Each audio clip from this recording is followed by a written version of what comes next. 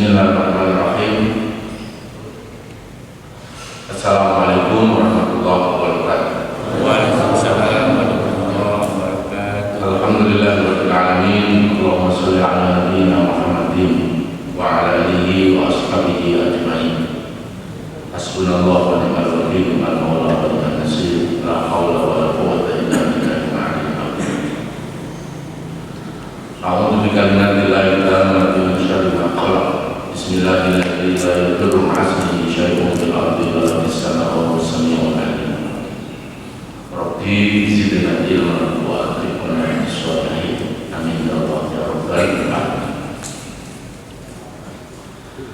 Jemaah salat subuh yang dirahmati Allah, kita bersyukur kepada Allah, kita masih diberikan nikmat sehat oleh Allah.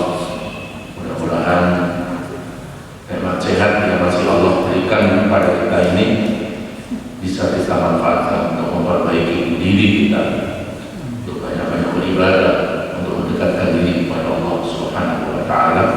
Amin ya Allah ya rabbal alamin. Salawat salam sama-sama kita sampaikan kepada panutan abadi kita, Nabi Muhammad SAW.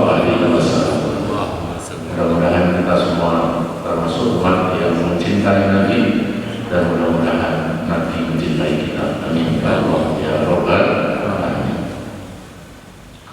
Jemaah salat subuh yang dirahmati Allah, seperti biasanya kajian saya adalah tadabbur Al-Quran, yaitu renungan-renungan di bawah naungan ayat-ayat suci Al-Quran.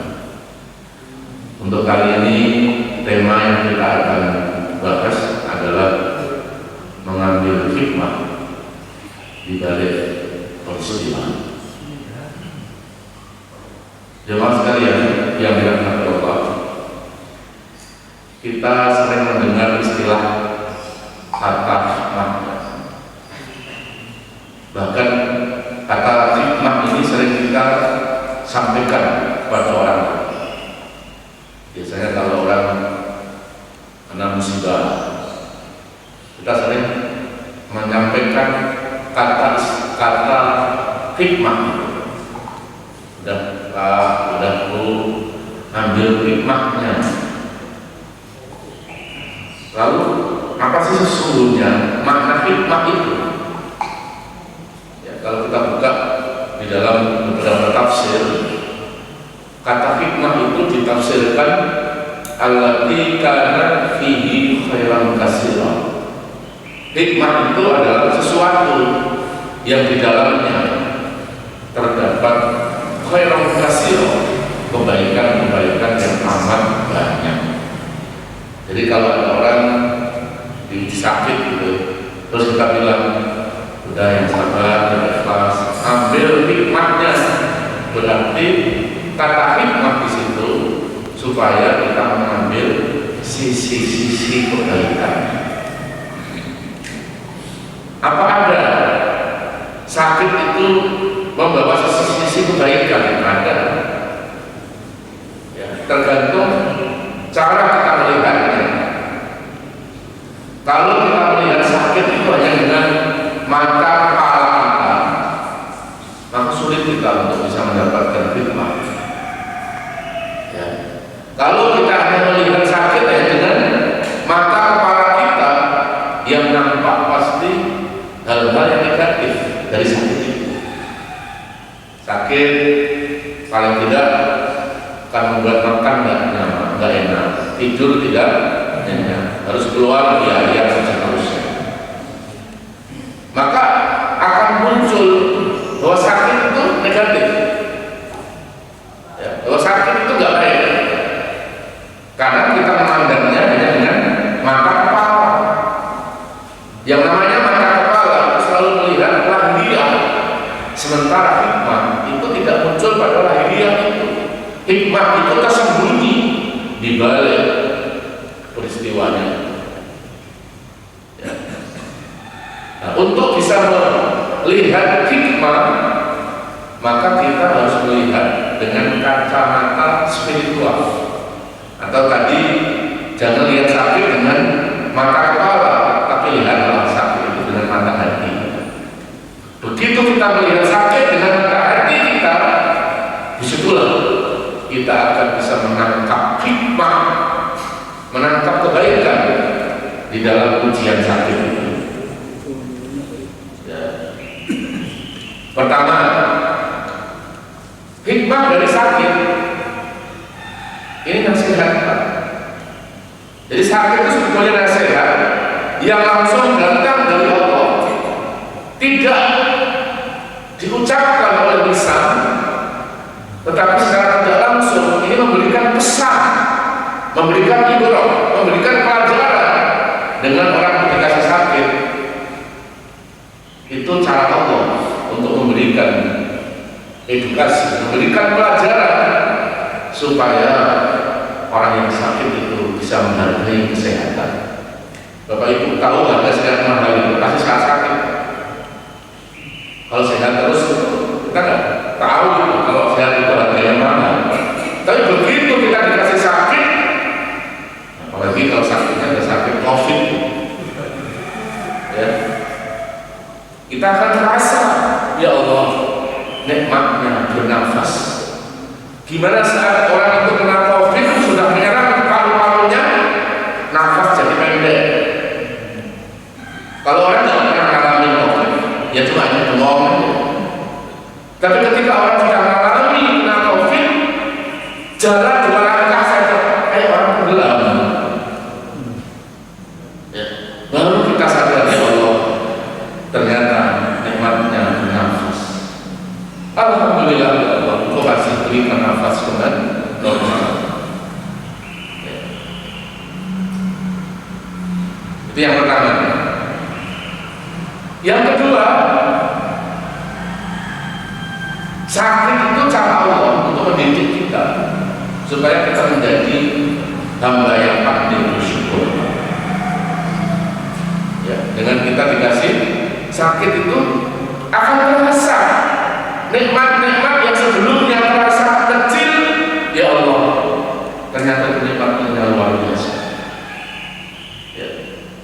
Ya, apalagi kalau kita hubungkan dengan COVID yang sekarang ini, begitu orang yang terpapar COVID, dia harus rela untuk meninggalkan keluarganya.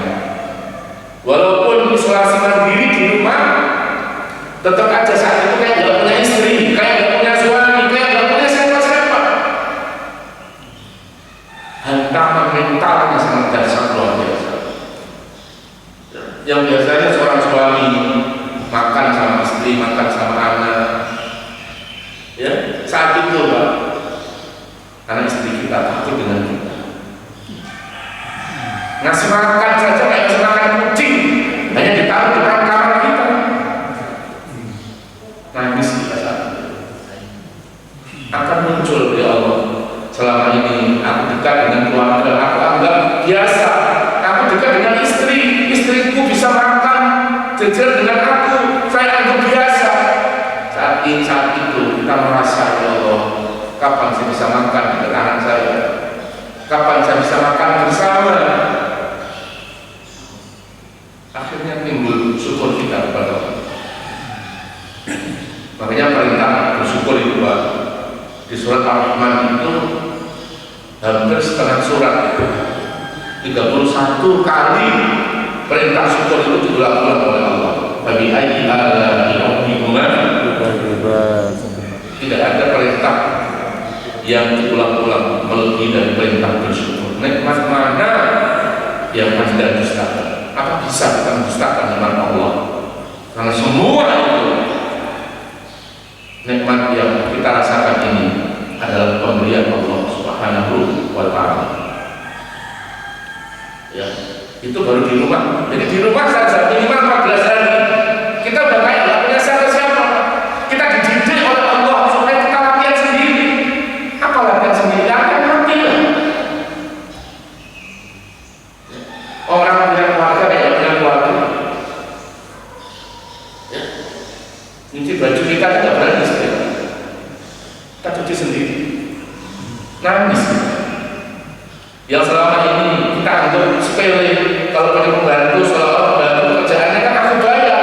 Saat itu kita merasakan, kita akan menghargai pekerjaan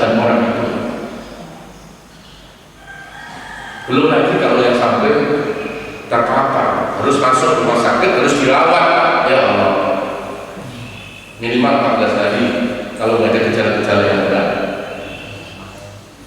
Ya. Itu pun kalau rumah sakitnya ada. Kalau rumah sakitnya nggak ada, mau gimana? Sekarang ini Pak, sudah mencapai rekor tertinggi COVID ini. Sudah menembus sampai 15.000 per hari.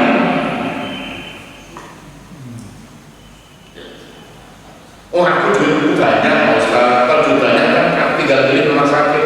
Sekarang Pak, sudah nggak ada. Nggak ada istilahnya, bedanya orang punya duit banyak sama orang nggak punya duit banyak. Ya masalahnya, kamarnya ada nggak di rumah sakit? Ada jamaah yang cerita, dia membawa keluarganya karena sudah harus ditangani rumah sakit, dimasukkan ke ruang UGD, Pak. Dan di UGD dapat nggak tempat tidur? Nggak dapat. Kalau dibawa pulang nggak mungkin, takut mengeluarkan yang di rumah, akhirnya tetap di ruang UGD, Pak. Hanya dapat kursi satu saja, dan itu sudah 2 hari 2 malam. Dalam keadaan sakit dia duduk di kursi.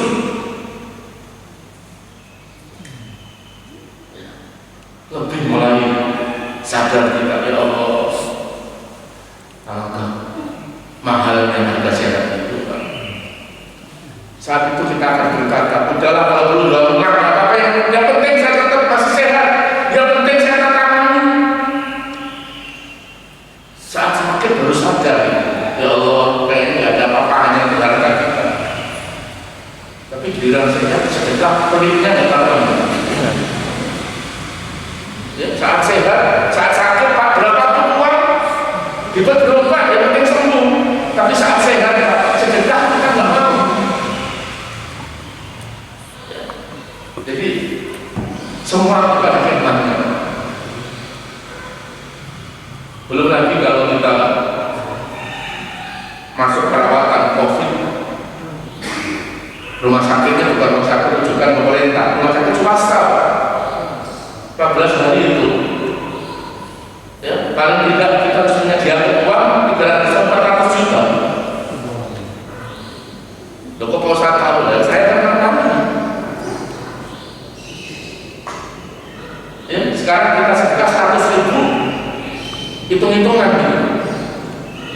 Padahal saat sehat, tapi itu sakit baru kita ikhlas ngeluarin uang ratusan juta. Coba. Saat-saat sehat itu kita berpikir itu, Pak.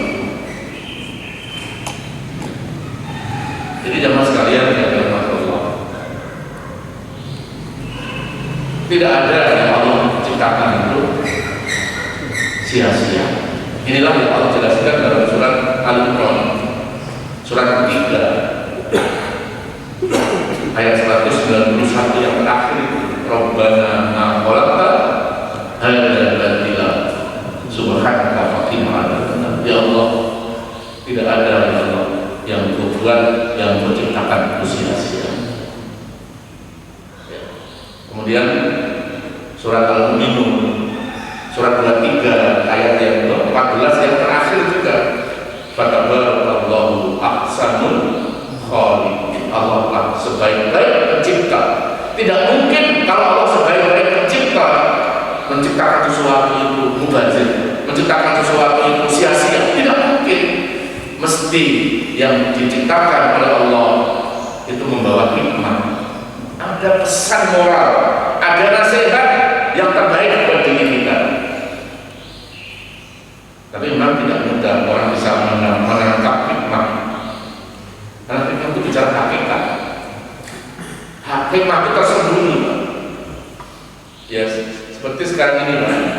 Saat mulai pandemi sampai sekarang, kita selamat sama orang aja, kita mikir, kita nggak kadang yakin nggak masalah, kan belum tentu orang itu tidak menganggap masalah. Ya, kan? Kemudian silaturahim yang kita lakukan, mengunjungi kepada kerabat, sekarang jadi sesuatu yang aneh. Kita main ke rumah, jangan dulu deh, cukup WA saja. Nah, hikmahnya apa, Pak? Hikmahnya nih, ketika COVID ini nggak ada, maka hikmahnya betapa nikmatnya salaman tangan bersama. Yang mungkin selama ini salaman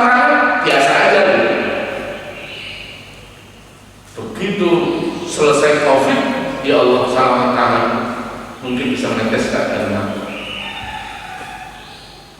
Nikmatnya luar biasa.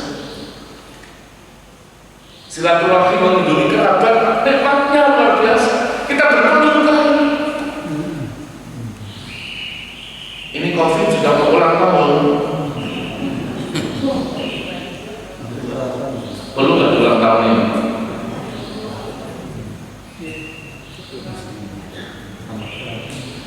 Yang kalau kita lihat tanda-tandanya itu ketahuan pas selesainya kapan.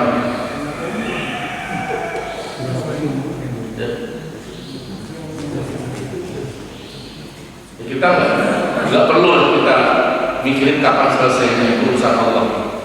Tapi yang penting kita jangan bosan untuk ikhtiar menjaga kesehatan kita. Itu kewajiban kita sudah mengikuti protokol kesehatan, sudah makan yang bagus, istirahat yang cukup, olahraga. Ternyata masih kena juga. Ya anggap saja itu ujian datang dari Allah. Ya. Tapi jangan ceroboh. Tetap waspada, tetap hati-hati. Waspada hati-hati bukan takut, bukan panik, tapi kita ikhtiar. Hampir setiap hari Pak, kita buka di grup WhatsApp itu berita duka satu persatu, teman kita, tetangga kita, kerabat kita. Dan dahsyatnya yang namanya COVID ini Pak, begitu sudah masuk di dalam badan manusia, sekarang ini menurut penelitian sudah bermutasi. Dulu hanya menyerang pernafasan, tapi sekarang dia menyerang organ-organ yang vital, masuk jantung kita. Kalau bawaannya dapat sakit jantung gimana? Kalau sudah ada gula gimana? Ya. Jadi kita harus bersyukur Pak, kalau kita masih diberikan kesehatan. Tetapi bersyukur itu bukan berarti kita merasa aman, ya, karena gejala yang namanya COVID ini Pak, ini awal-awalnya nggak akan kita rasakan itu penyakit berat, sama seperti flu, sama seperti masuk angin. Jadi ini yang perlu kita hati-hati. Makanya protokol kesehatan kita lakukan, tetapi jangan lupa kita minta perlindungan kepada Allah. Banyak zikir, ada doa Nabi Yunus, ada zikir Nabi Yunus itu la ilaha illa anta subhanaka. Ini juga penting Pak. Jangan nggak bisa hanya ngandalin fisik kita, olahraga itu nggak cukup Pak. Buktinya atlet-atlet dunia terkena kurang apanya, ya, olahraganya. Ya. Karena COVID itu udah nggak pandang dulu mau pejabat, mau rakyat, mau presiden, tukang sakit, nggak peduli COVID. Ya, jemaah sekalian yang dirahmati Allah Subhanahu wa Ta'ala. Allah jelaskan di surat Al-Baqarah 269.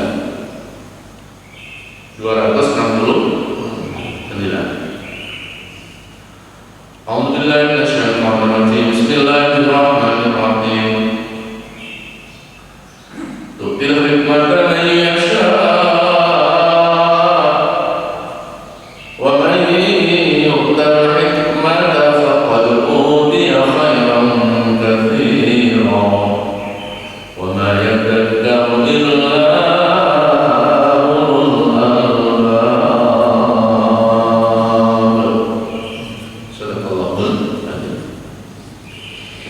Dia memberikan hikmah kepada siapa yang dia kehendaki.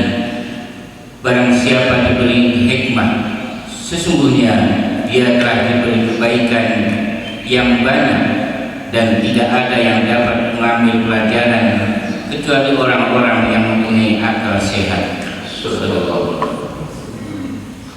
Coba renungi surat Al-Baqarah 269. Tu'til hikmata man yasha. Allah memberikan hikmah kepada orang-orang yang dipilih. Jadi ternyata untuk mendapatkan hikmah itu pada sembarang orang, hanya orang-orang pilihan. Wa man utiya wa man yu'tal hikmata faqad utiya khairan katsiran. Dan barang siapa yang bisa menangkap hikmah dari setiap peristiwa itu, maka orang itu akan mendapatkan kebaikan-kebaikan yang sangat banyak.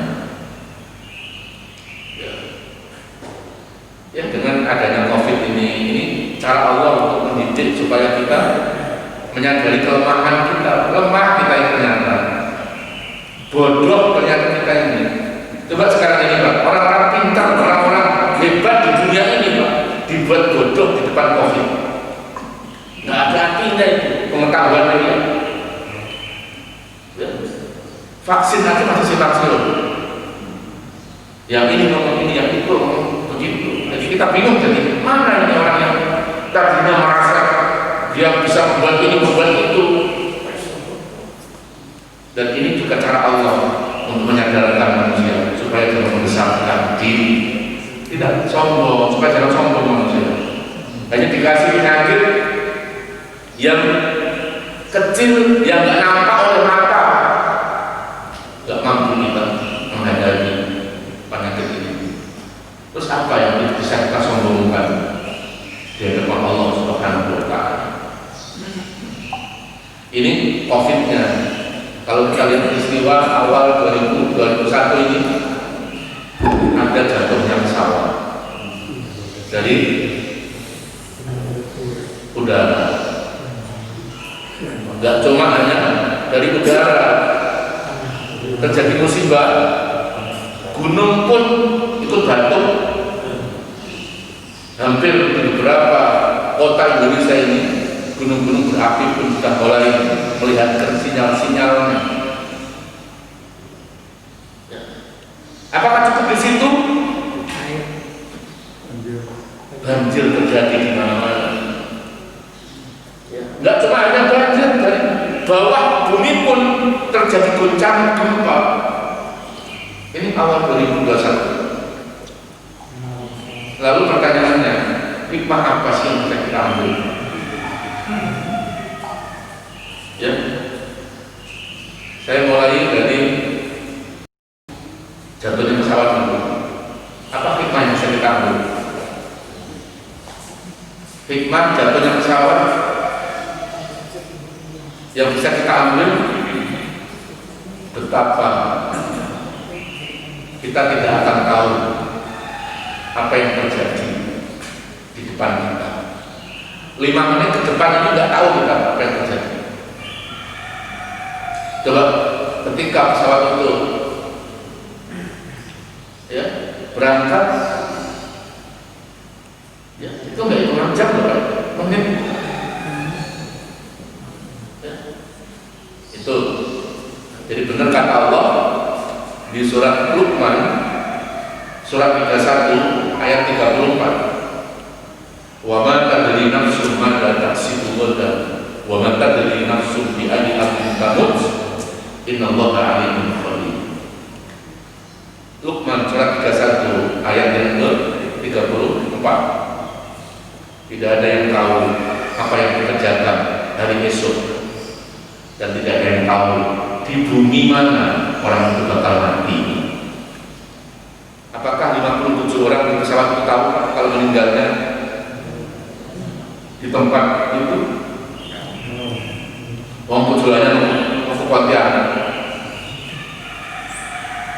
Yang berikutnya, betapa hidup dan mati itu sangat dekat ternyata. Jadi hitungan batasan hidup sama mati itu bukan hitungan jam, bukan hitungan hari, bukan hitungan minggu. Ternyata batasan hidup dan mati itu sangat tipis batasannya. Di mana batasan hidup mati? Nafas.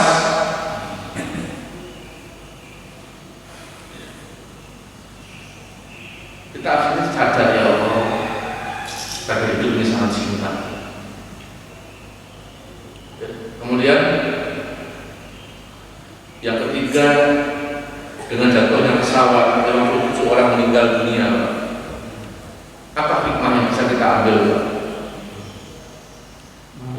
Hikmah yang bisa kita ambil lagi dari meninggalnya orang itu, ternyata yang namanya kematian itu benar-benar hubungannya dengan takdir Allah. Hubungan dengan takdir Allah. Nggak ada hubungannya dengan peristiwa. Jadi kalau ada orang meninggalnya kenapa itu? Yang tua. Itu yang itu kenapa meninggal? Ya sakit-sakitan. Yang itu kenapa? Kecelakaan. Jadi seolah-olah orang meninggal itu bukan sama peristiwa. Padahal kematian itu sudah ditulis sebelum peristiwanya terjadi. Berarti kematian itu tidak ada hubungannya sama peristiwa.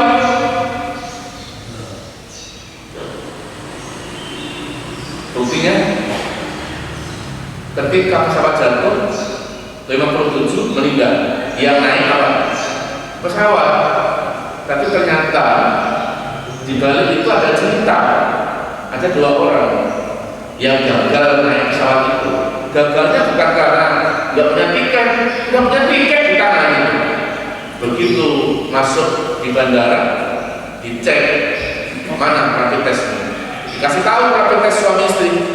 Begitu dibuka, Bu, Pak, sudah kedaluarsa ini, karena udah lama ini rapid testnya, nggak bisa rapid test lama dipakai untuk naik pesawat.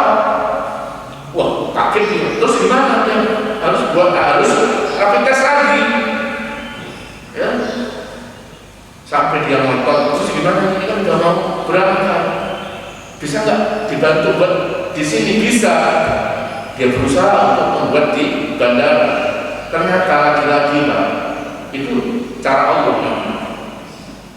Akhirnya dikasih tahu bahwa hasil rapid testnya itu nggak bisa cepat. Sementara pesawat ya ditunda. Akhirnya ya sudah, dia menyerah. Mungkin saat itu dia kecewa karena nggak jadi berangkat. Tapi begitu dengan berita sekian jam kemudian bahwa pesawat yang mau dinaiki itu jatuh dan yang di dalam pesawat itu meninggal dunia semuanya, apa ucapan 2 orang itu? Itu hikmah. Alhamdulillah, untung rapid testku kedalu. Kalau rapid testku nggak kedaluarsa, terus orang itu nggak bisa ngomong. Makanya 57 orang kayak aku rapid testnya kedaluarsa, kan nggak jadi berangkat tuh selamat, nggak bisa. Yang 57 orang memang ditakdirkan oleh Allah meninggal, tapi yang 2 orang memang belum saatnya aja. Karena kematian itu memang nggak ada hubungannya sama peristiwa. Kematian itu hubungannya dengan takdir Allah Subhanahu wa Ta'ala. Terus bencana terjadi di mana-mana. Apa hikmah? Rumah roboh, kendaraan hanyut. Ya, keluar rumah pun hanya cuma bawa baju doang, bawa badan doang. Apa hikmahnya Pak? Ternyata harta itu bukan milik kita. Akhirnya membuktikan bahwa harta itu kita harus ikhlas. Suatu saat diambil oleh yang punya. Yang punya siapa? Allah. Hikmahnya jangan tetap tenteng, jangan merasa sombong dengan harta, jangan sombong dengan jabatan. Kenapa? Kalau Allah berkehendak Pak, kita nyari duit, nabung sampai bertahun-tahun untuk beli rumah, nggak pakai lama rumah itu kalau mau diambil lagi Pak. Nggak perlu lama, kendaraan yang mewah akhirnya terhadap oleh banjir bandang dan seterusnya. Akhirnya semakin menyadari bahwa kita ini nggak punya apa-apa, semuanya ini Allah Subhanahu wa Ta'ala. Harta yang kita cari mati-matian ternyata tidak bisa nyelamatin kita. Jabatan tinggi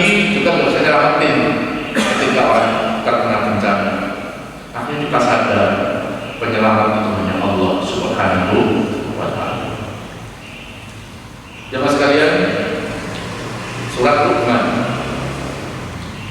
surat 31 ayat yang ke-12. Walaqad atayna Luqmana al-hikmata an yashkur lillah wa man yashkur fa innama yashkuru li nafsihi wa man kafara fa inna Allaha ghaniyyun hamid. Sadaqallah. Dan sungguh telah kami berikan hikmah kepada Luqman, yaitu bersyukurlah kepada Allah, dan barang siapa bersyukur kepada Allah, maka sesungguhnya dia bersyukur untuk dirinya sendiri, dan barang siapa tidak bersyukur atau kufur, maka sesungguhnya Allah Maha Kaya, Maha Terpuji. Sadaqallah. Bapak Ibu, ada salah satu orang yang di Quran itu diberikan hikmah oleh Allah. Siapa? Luqman. Siapa Luqman itu? Kalau kita buka dalam sejarah, Luqman itu bukan seorang nabi, bukan seorang rasul, tapi mendapatkan apresiasi yang sangat luar biasa dari Allah. Sampai nama Luqman jadi nama surat. Salah satu yang menyebabkan Luqman itu mendapatkan hikmah dari Allah itu karena Luqman itu adalah manusia yang pandai bersyukur kepada Allah. Jadi kalau kita mau mendapatkan hikmah dari setiap peristiwa, jangan tinggalkan rasa syukur kepada Allah. Dalam kondisi apapun bersyukurlah. Tadi nggak jadi berangkat pesawat, itu awalnya musibah. Awalnya kan nggak jadi berangkat, tiket hangus. Tapi ternyata di balik musibah memang tetap ada celah untuk bersyukur. Sakit ternyata juga ada celah untuk bersyukur. Loh, kok sakit bersyukur? Sakit bersabar, Pak. Enggak, bersyukur. Ya Allah, Engkau kasih sakit ya. Syukur. Kami bersyukur walaupun sakit, saya masih hidup, berarti masih ada kesempatan untuk memperbaiki diri. Tetanggaku pergi dan balik lagi, padahal saya tahu dia belum bertaubat, dia belum rajin ke masjid. Alhamdulillah, walaupun engkau kasih sakit, engkau masih memberikan kesempatan untuk memperbaiki diri. Bersyukur. Yang rumahnya kebanjiran, bisa nggak cara bersyukur? Bisa. Loh, kok banjir bersyukur? Iya, bersyukur karena sebelah rumah itu ternyata bukan cuma rumah yang kebanjiran, anaknya hanyut hilang. Yang satu hanya cuma rumahnya tergenang, tapi yang satu lagi anaknya tenggelam. Jadi coba kita berusaha untuk melihat sesuatu itu, jangan hanya dengan kecerdasan intelektual saja, tapi lihat dengan kecerdasan spiritual, kecerdasan iman. Insya Allah kalau kita memandang sesuatu dengan kecerdasan iman, sesuatu yang negatif akan jadi positif, apalagi yang positif. Terakhir saya mau tutup dengan kisah sufi. Ada kisah ulama sufi Muhammad Ibnu Athaillah. Beliau adalah salah satu murid dari Al-Ghazali.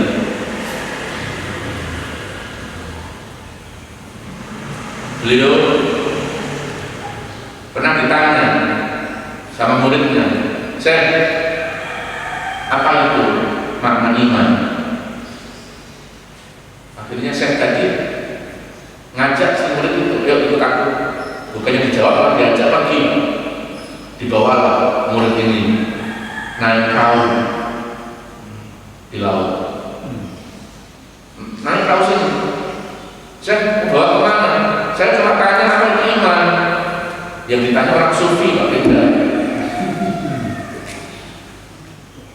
Naik perahu sini. Ikutlah sesantri itu naik perahu. Bawa ke tengah laut. Tiba-tiba sudah sampai tengah laut, Pak, dijengkakin si santri bersama syekhnya, dijengkakin kejebolan di laut. Habis segitu kita tolong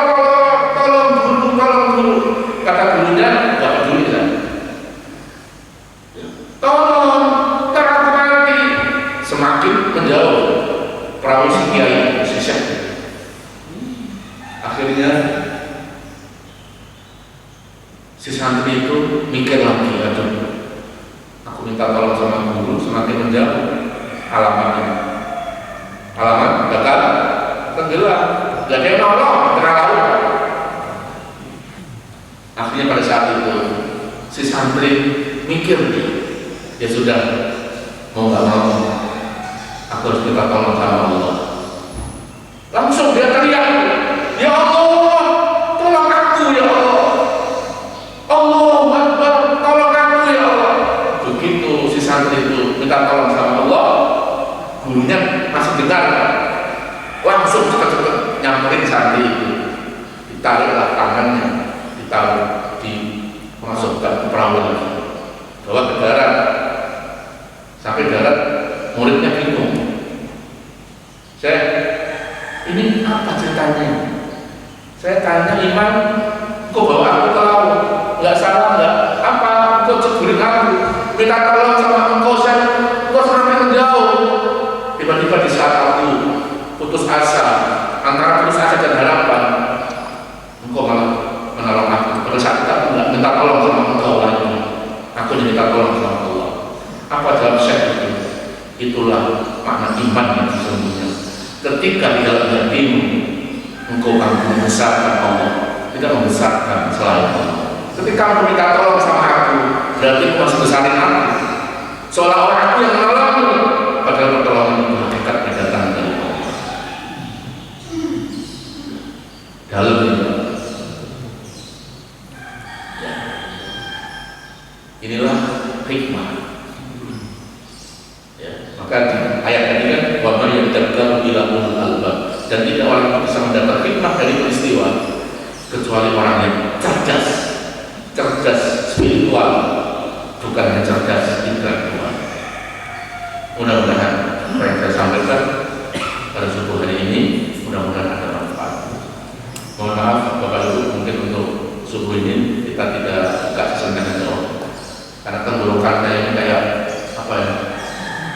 Wajah ngomong pancingan. Apa pancingan itu? Ya, kayak ada nyangkut gitu ya. Buat ngelem tuh sakit ya. Pancingan. Ya, tapi nggak ada pilek, nggak ada batuk, nggak ada demam. Jadi mungkin ini apa namanya kalau dalam ilmu kedokteran itu apa? Radang. Bukan radang. Jadi kalau badan kita itu masih bagus, itu sinyal sebetulnya. Berarti di badan itu ada infeksi, tetapi di badan kita itu melakukan perlawanan. Jadi kadang-kadang kita lagi gak enak kaki Pak, di selangkang itu kadang-kadang kayak ada yang jendol gitu. Itu artinya Sekelan. Sekelan bahasa apa itu? ada antibody ya, yang melawan ketika virus itu ada di dalam. Ya, jadi kayak apa? Luka itu kanan kiri. Ya baik, saya kira itu dulu ya. Kajian pada subuh ini. Insya Allah lain waktu kita akan buka sesi tanya jawab. Kita tutup dengan doa para majelis. Subhanallah.